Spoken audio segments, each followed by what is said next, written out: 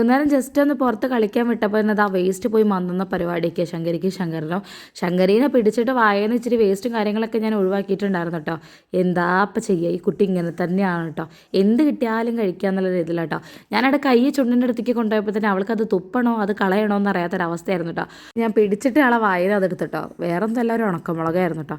എൻ്റെ ഭഗവാൻ, ഇതൊക്കെ എവിടെ നിന്നൊക്കെയാണ് കണ്ടുപിടിക്കുന്നത്. ആ മുളക് ഞാൻ വായന്ന് എടുത്തു എന്ന് കണ്ടപ്പോൾ തന്നെ എൻ്റെ പിന്നാലെ വരുന്നുണ്ടായിരുന്നു ശങ്കരി. പിന്നെ ശങ്കരിൻ്റെ പിന്നാലെ ശങ്കരൻ സ്വാഭാവികമായിട്ടുണ്ടാവുമല്ലോ. പിന്നെ അവരൊക്കെ കൂട്ടിലാക്കിയതിന് ശേഷം ഞങ്ങളെല്ലാവരും കൂടി നേരെ വേങ്ങരയ്ക്ക് പോകാം കേട്ടോ. വേങ്ങരയിലാണ് ഞങ്ങൾ അമ്മയുടെ വീട്. അപ്പോൾ വിഷുവിനൊന്നും പോകാൻ വേണ്ടി പറ്റിയിട്ടില്ല, അന്ന് അവിടെ വിഷു ഇല്ലായിരുന്നു.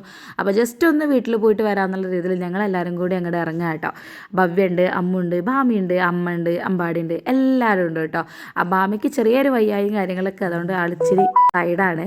പിന്നെ നേരെ നമ്മൾ പോകുന്ന വഴിക്ക് ഒരു ബേക്കറിയിൽ നിർത്തി കുറച്ച് ബേക്കറിയും ഇവർക്കുള്ള മിഠായും കാര്യങ്ങളൊക്കെ മേടിച്ചിട്ട് അങ്ങോട്ട് പോകുന്നു കേട്ടോ. എങ്ങടെങ്കിലും പോകുമ്പോൾ വണ്ടിയിൽ ഇരുന്നിട്ട് ഇങ്ങനെ കുറച്ച് തിന്നാന്ന് പറയണത് ഞങ്ങൾക്ക് ഏറ്റവും ഇഷ്ടപ്പെട്ടൊരു കാര്യമായതുകൊണ്ട് ഞങ്ങൾക്ക് മേടിക്കാനും ഞങ്ങൾ മറന്നിട്ടില്ല കേട്ടോ. എനിക്ക് കോണോമ്പാറ വഴി ഷോർട്ട് കട്ടായിട്ടൊക്കെ പോവാം, പക്ഷെ നമ്മളിങ്ങനെ നടന്ന് തിന്നാൻ ഓരോ സാധനങ്ങൾ മേടിക്കണം എന്നുള്ളത് കൊണ്ട് തന്നെ നമ്മൾ ഈ ഒരു റോട്ടിൽ കൂടെ ആയിട്ട് പോയിട്ടുണ്ടാകുന്നത്. അതായത് നമ്മളെ പാണക്കാട് വഴി. അപ്പോൾ പുഴയുടെ പക്കത്തുനിന്ന് ഇച്ചിരി സ്നാക്സും കാര്യങ്ങളൊക്കെ കഴിച്ച് പാഴ്സലൊക്കെ വാങ്ങിച്ച് പോകാമല്ലോ എന്ന് വിചാരിച്ചു കേട്ടോ. വൈകാതെ തന്നെ നമ്മൾ വീട്ടിലെത്തി. അവിടെ എത്തി കുറച്ച് നേരം അല്ലറ ചില്ലറ സംസാരമൊക്കെ സംസാരിച്ചതിന് ശേഷം ബ്രെഡും ചിക്കൻ കറിയൊക്കെ കഴിച്ചിട്ടാട്ടോ ഞങ്ങൾ ഇറങ്ങിയിട്ടുണ്ടായിരുന്നത്. വീട്ടിലെത്തിയപ്പോഴോ എല്ലാവരും നല്ല ഉറക്കാട്ടോ, ഒരു അനക്കമില്ല കേട്ടോ. അടുത്തെത്തിയപ്പോഴാണ് സത്യം പറയണമെങ്കിൽ എല്ലാവരും ഒന്ന് എണീറ്റിട്ടുണ്ടായിരുന്നത്. പിന്നെ നേരെ അങ്ങോട്ട് ഗേറ്റ് അടച്ചതിന് ശേഷം ഞാൻ അങ്ങോട്ട് ഓരോടത്തേക്ക് പോയി.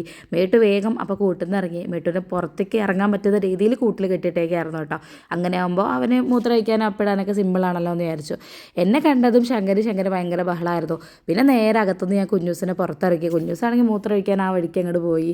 പിന്നെ കുറച്ച് നേരം ഞാൻ മേട്ടുവിൻ്റെ കൂടെ ഇരുന്നു. അത് മേട്ടുവിനെ ഞാൻ ഇങ്ങനെ എടുത്തെടുത്ത് സംസാരിക്കുന്നു നമ്മളെ ശങ്കരന് അത്ര ദഹിക്കുന്നൊന്നുമില്ല കേട്ടോ. പിന്നെ നേരെ ഞാൻ ശങ്കരനും കുഞ്ഞൂസിനുള്ള പാലങ്ങോട്ട് വേവിക്കാൻ കയറി. മേട്ടു പാൽ കുടിക്കാറില്ല കേട്ടോ, അവന് ഇഷ്ടമല്ല, എന്താണെന്ന് അറിയില്ല. പക്ഷേ കുഞ്ഞൂസ് ഇപ്പോൾ പാൽ കുടിക്കാറുണ്ട്. ശങ്കരന് എന്ത് കൊടുക്കണം അത് ആദ്യം ഇവൾക്ക് വേണം, എന്നിട്ട് അവർക്ക് കൊടുക്കുക എന്നുള്ളൊരു അവസ്ഥ കേട്ടോ. അപ്പോൾ